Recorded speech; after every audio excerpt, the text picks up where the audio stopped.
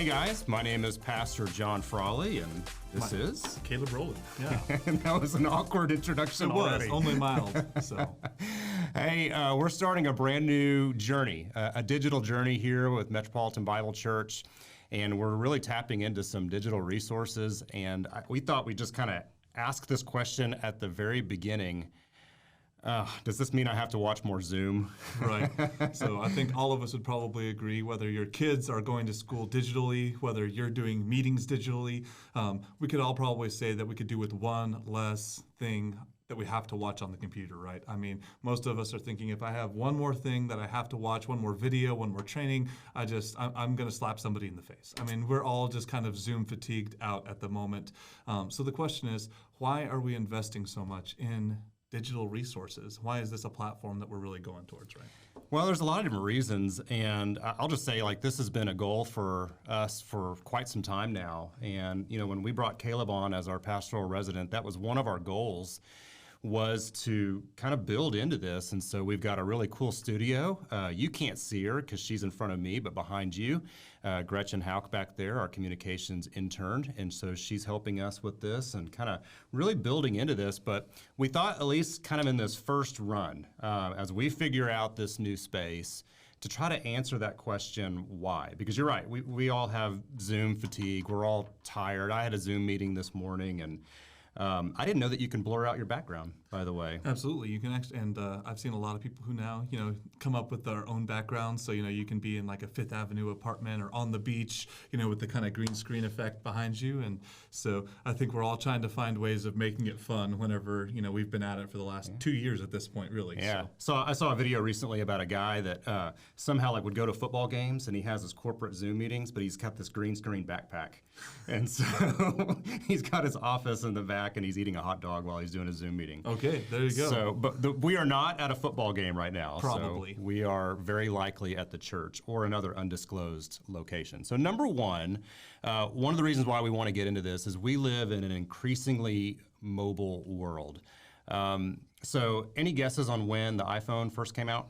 Let's see. Well, I have it on this piece of paper so I could cheat, but I'm going to, I know that it came out right after I graduated high school, so sometime 2006-ish area. So. It's about 2007. Okay. So Steve Jobs at what's called the Macworld Expo held up the iPhone, the original iPhone, and I think it was released, I think it was in January, and it was released that summer.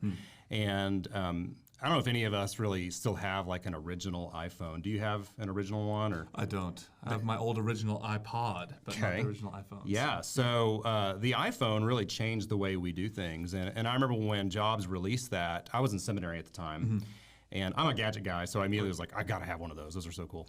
But when he released it, it was really with the intention to kind of bring the internet into your pocket. Right. And none of us really knew like what that would mean and how that would really change our life. But, we increasingly live in this very mobile world. And, just kind of think about for a minute with me, so what did you do on your phone today?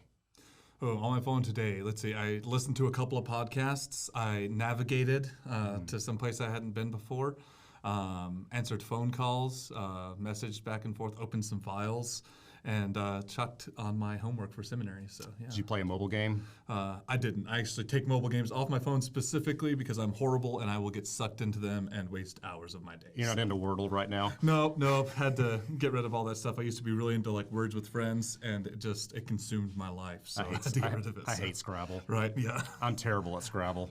Those games are, just not very fun for me. But Right. we do everything on our phones. And Absolutely. so we live in an increasingly mobile world. And so the intent of this content is not to clutter more mobile space, but to try to add something that has some sort of benefit in your life. So number two, with that, we want to fill our minds and hearts with good content. Yes.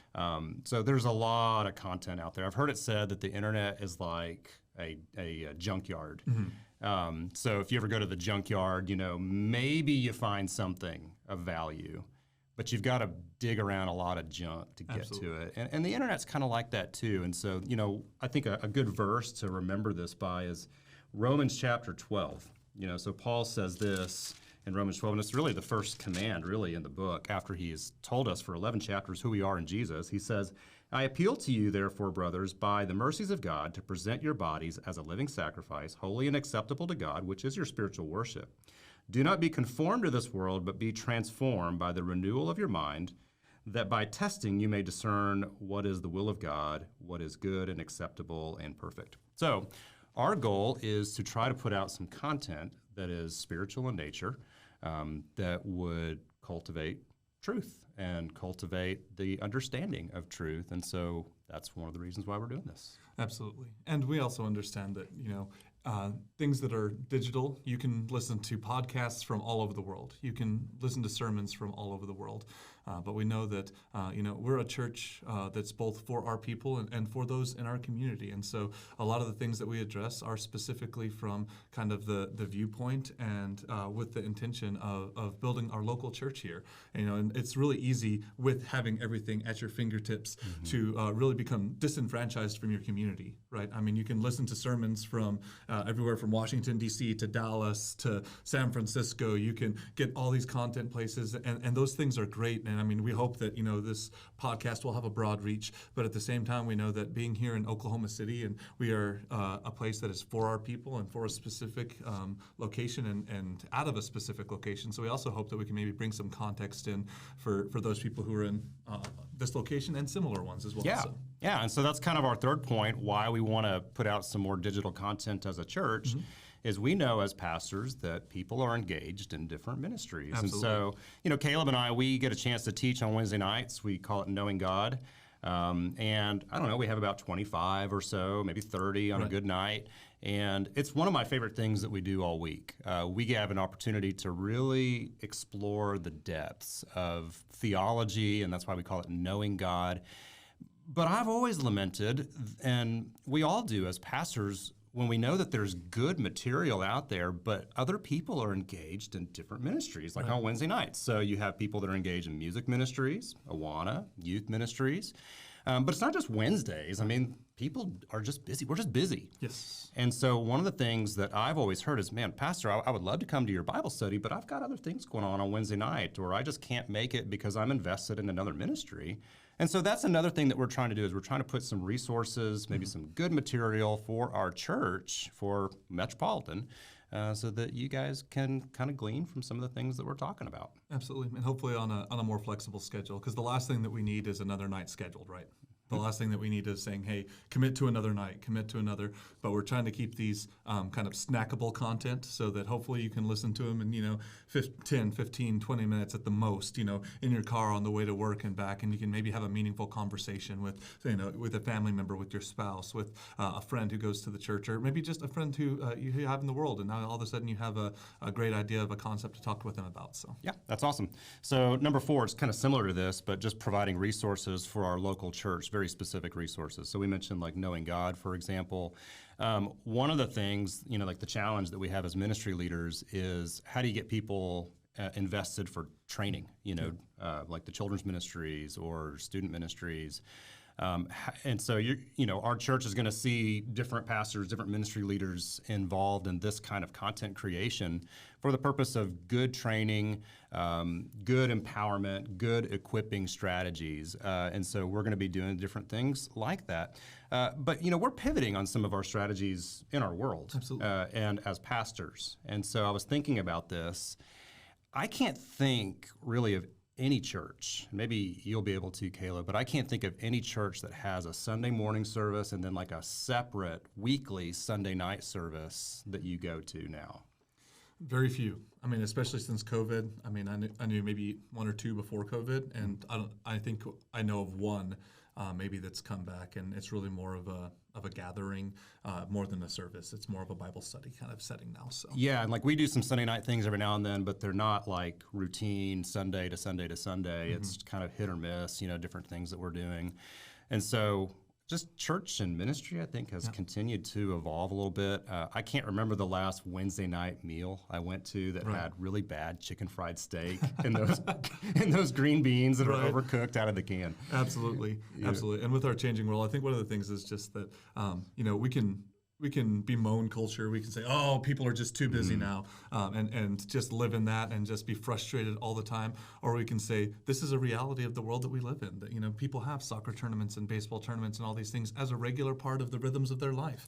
And so, how can we equip our people and those around us in ways that that will fit into those things? Because again, those things aren't bad. I mean, baseball's not bad, soccer's not bad. Those are all things that that I'm sure that your kids and your family are benefiting from. But in the midst of that, we want to be able to provide content that will be able to help you, that will be able to hopefully enrich your spiritual life through the midst of all of that without just being upset all the time. That's right. Yeah. So number 5, kind of thinking outside of the context of our local church, Metropolitan, we want to provide resources that you can share, with family or friends or non-believers. And so, we're really kind of thinking outside of our immediate community. Absolutely. And I think one of the coolest things to do sometimes when you come across, we do this all the time on social media, whether we share it on our platforms, on our feed, or we just have like a podcast or a song or a movie or just name it. We're always thinking about, hey, I could share that with so-and-so. Right. And it's, our heart would be that we would be putting out content that is easily shareable through whatever platform and media that it's on, but it would spark perhaps like an engagement of conversation. So I don't know. Do you have any thoughts on that? No, I think it's absolutely right. I spoke at a fall retreat for kids, and one thing that I brought out was just that you share what you love. And this is one of the things that we really value and we really love as a church, as Metropolitan, is theology and how that should really, good theology should lead to good practices in your life, should lead to more loving churches, should lead to more informed churches. And so that we can share that not just with our people, but with really anybody out there who's looking for some solid biblical resources. So. Cool. Another one, I think this is number 6. It is my heart, both yours and mine, that we would be a church that partners with other churches, other pastors in our community. And so we've got this beautiful space, we've got this facility, we've got these resources to use. And, we're both thinking about ways, how do we continue as pastors and how do we continue to partner together? And so I don't know how many people really kind of know your plans. You might just share a little bit about what you're planning to do. Yeah, so my wife and I moved to Oklahoma City a few years back. So we've been here for about 2 years now with the intention of planting a church here in the metro area. Really feel a calling and a heart for this area. And so we've been able to partner with Metropolitan, who's been extremely gracious to really give us the opportunity to be platformed, to really giving us the opportunity to have some time to train and think through what that looks like. And so this is it's great for us to have Metropolitan to partner with, and I know that just as a church planter, somebody going out, that we value the partnership, and I think other churches will hopefully value that. Churches that maybe haven't had the time to set up the digital resources, haven't had the time to maybe put out some of these things in a digital space where they can point people to. So yeah, so the cool thing is, even though Caleb, you won't be at our church forever, and we're sad about that, we'll still be friends. Absolutely. I hope so, at least after doing this. I won't say otherwise. So. So we would be able to continue in that relationship and that partnership and really, I think, model that in a really Christ-like way. And then number 7, it just kind of goes without saying, but it needs to be said consistently, is we believe that this is part of our mission. Our mission statement at our church is pretty straightforward, pretty simple, but we exist. We want to be a church about loving our ever-changing world with never-changing truth and grace. And as our church and our world continues to change in some ways, maybe kind of some scary ways for a lot of people, we know the message doesn't change. The truth of the gospel, the grace in the gospel of Jesus Christ doesn't change. And so I've heard it said this way, I like this, that you are married to the message, but you date the methods. Yeah. So you're married to the message, but you date the methods. Absolutely. And so here are just a few things that we're planning on doing. And, some of these are hopefully going to be more weekly. Some of these are going to be as needed, but things that we've talked about and kind of worked up some plans. So we'd like to take what we're doing on Wednesday nights and that Knowing God. I don't know what we're going to call it yet, but just kind of Knowing God content. Theology roundtable, theology with the pastors, and I think that would be of great benefit to all of you. The second thing that we want to do is really highlight how people in our church are on mission, to show, we do these missions moments on Sunday mornings, once a month, I guess. And so to try to highlight people on mission. The third thing that I'd like to see us do that we've talked about is, we do these things called cultural conversations every now and then, and maybe do some recaps of those. What were our takeaways? So a little bit more of a conversation. And then, like I mentioned, some of the different ministry trainings, some opportunities for next steps, and so that you can take your next step with Jesus. So that's the goal. We rather modest goals, but it's one that I'm really excited. And so I feel like we're big time now. Oh, absolutely. I mean, we've got microphones, we've got cameras, so you can't stop us from talking. That's where we're at the moment. So I need some skinnier jeans. I'm wearing shorts, so I'm from New Mexico. That's the way it goes, shorts year round. So I may need to lose some of my COVID weight for skinny jeans, but we're just not quite that cool. Not quite there yet. But hopefully this is a benefit to you guys. We love you. Looking forward to giving you guys some really good content.